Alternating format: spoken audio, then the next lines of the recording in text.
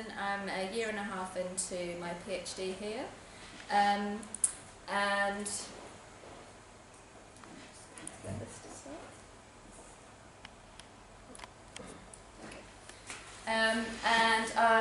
I'm living in Bristol and I work in Bath and North East Somerset. And I'm running a charity down there. We've been developing and growing. I've been the chief executive since 2009. As you all know, in this sort of climate of austerity, we all need to do more, but we're getting less. And so there's this kind of treadmill, and I think if I'm saying this and nobody else is experiencing that, then it's obviously different down south, but I'm sure it's not. And so my presentation is about care for the self, and how can I live caring for myself in practice. This is really relevant in the organisation that I work in because we work with carers. So by that I mean people who have a caring responsibility for somebody in their family. They're unpaid. The family member may be their husband or wife, their parents, or maybe their children. They might have a physical disability or a mental illness, or an addiction issue or learning disabilities, anything that needs care and that person needs support in order to be able to live a full life. So we spend a lot of time telling carers that they need to take care of themselves, that they must look after themselves. And this presentation is about myself finding that I couldn't do this in practice and getting to a point where this was very difficult. If you would like to read the full paper, get your pens out. I can see you all scribbling it down. This is the link, so you can read the full paper.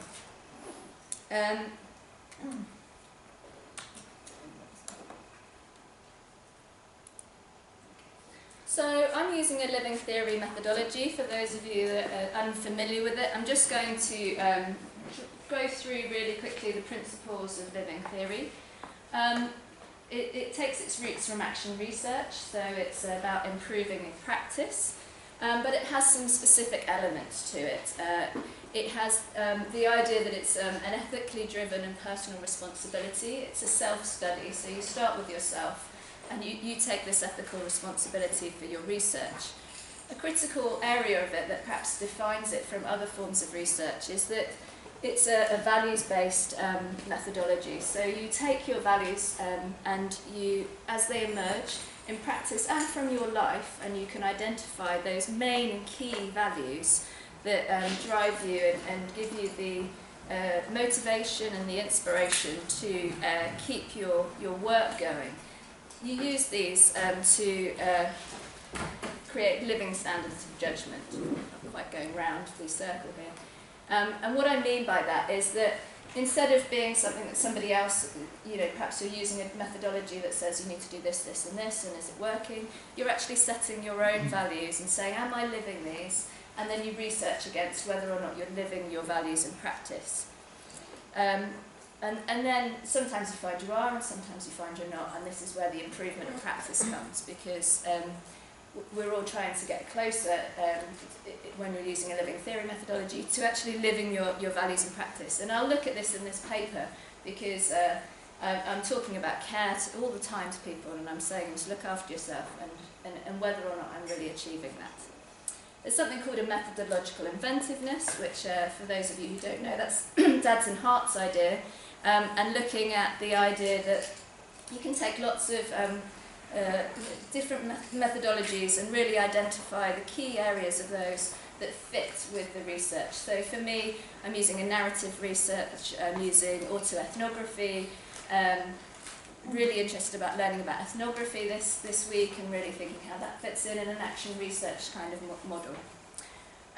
There's a responsibility for human flourishing, so hopefully you're not developing values that are going to be harmful to people but actually positive for them.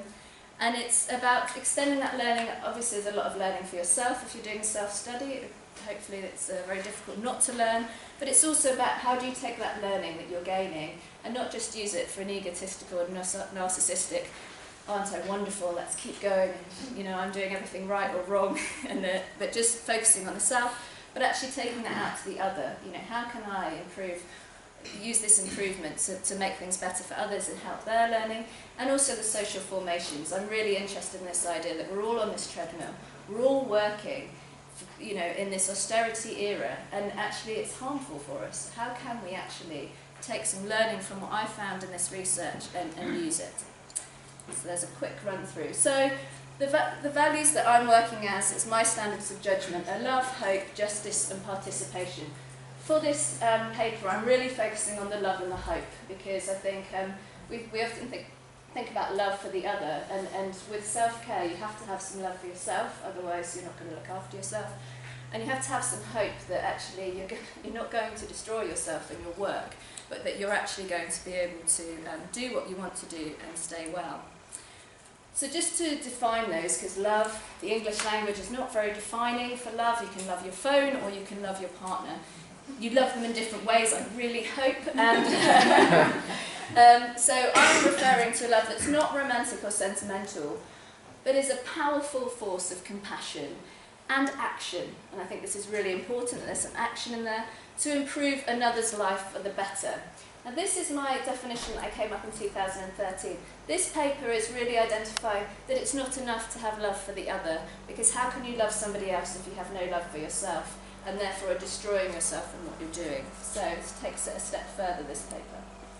And hope, this is me with Princess Anne. It took me a long time to think, why did I use this picture for hope?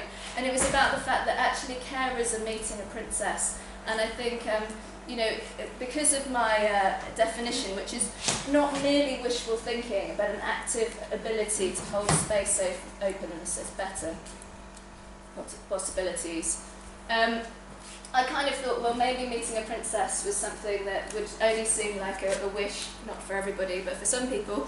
And actually, we held a space open for this to become a possibility. Now, if you're not into royalty, then it's a terrible picture.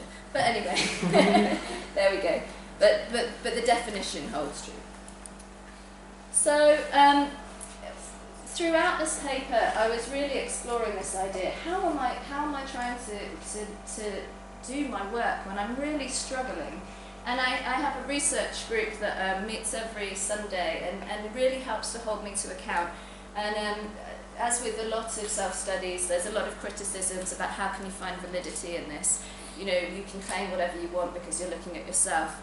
And so the research group's really important, and using Habermas's ideas from 1976, and really thinking and working with my research group to identify, am I comprehensible? And they did tear this paper apart and put it back together for me again, so they're definitely checking whether I'm being comprehensible.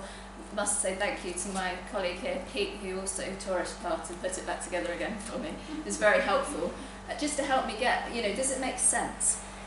Truthfulness, and this is a concept, and I'm sure all the philosophers here are thinking, truthfulness, this is no such thing.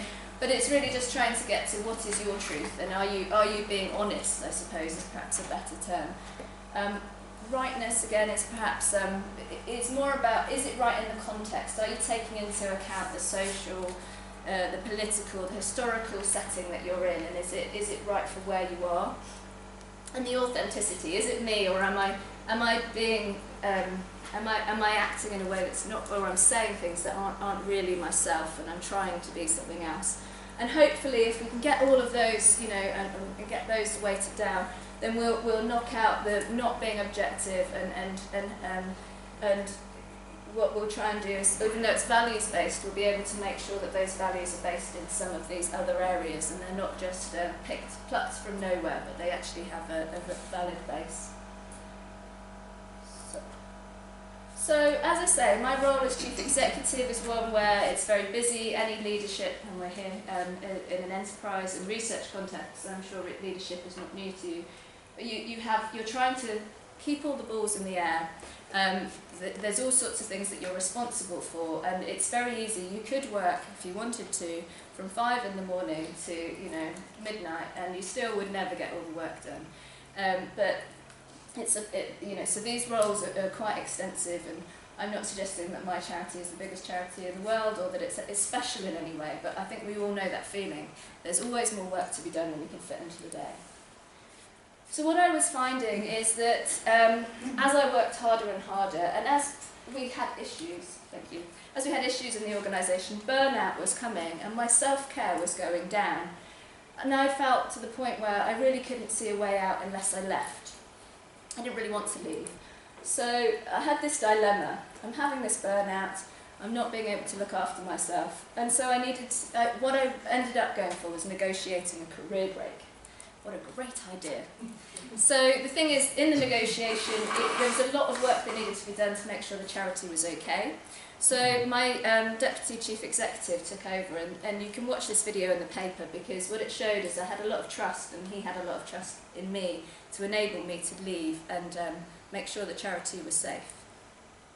So I went to California. This is a great place for taking a break, because I lived in Tahoe. I was able to spend time in the mountains, skiing, hiking, really taking care of myself. And it's very easy to take care of yourself in California, I can tell you. But what I learned about it is the importance of bringing that back into my work. So it was, how do I take this wonderful experience and take that back? And I reflected and I looked at that a lot while I was away. And while I was away, I read Foucault. It's not the easiest of philosophers to read. And I actually found the care of the self, the paper, was very unhelpful for me because it was very patriarchal.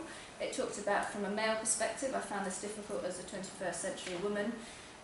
It was hard to understand. The context was ancient Rome and Greece, and I didn't find that I could connect to this era. So I felt I had very little resonance. So I critiqued the paper, and I'll go into a bit more detail than this. But what it really led me to is I need to go back to my self-study. And this isn't really helping me in practice, you know. So back in the UK, what I'm looking at is how can I be a role model for self-care, and how can I change the culture in the organisation? This is the learning of others. Sorry, I'm whipping through this. Others' experience, what I was finding was the same as myself. Sickness, reduced morale, and ignoring stuff, you know, meant that people's self-care went down. So I want to try, I'm now looking, and the next stage is to look at how do I bring no guilt and permission for self-care? So I'm learning that I need regular outdoor space, I need space for reflection and time for study, because I'm doing my PhD, and this is my self-care.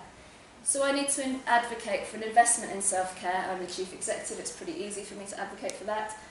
Flexibility for others to take long breaks. You know, this sabbatical was key to my survival and to strengthen the organisation. So the next stages are, how can I use this through appraisals and supervision and make them real so that people are looking after themselves, not just getting the work done? How can I make sure that I'm supporting these ideas of well-being and people's ideas of how to do that? And ongoing, how can we sustain this and make it a priority? And then finally, I just wanted to look at this idea that I am because we are, and we are because I am. And I think this is the real key to self-care. If I don't look after myself, how can we look after each other? And if we don't look after each other, how can I look after myself? Thank you very much.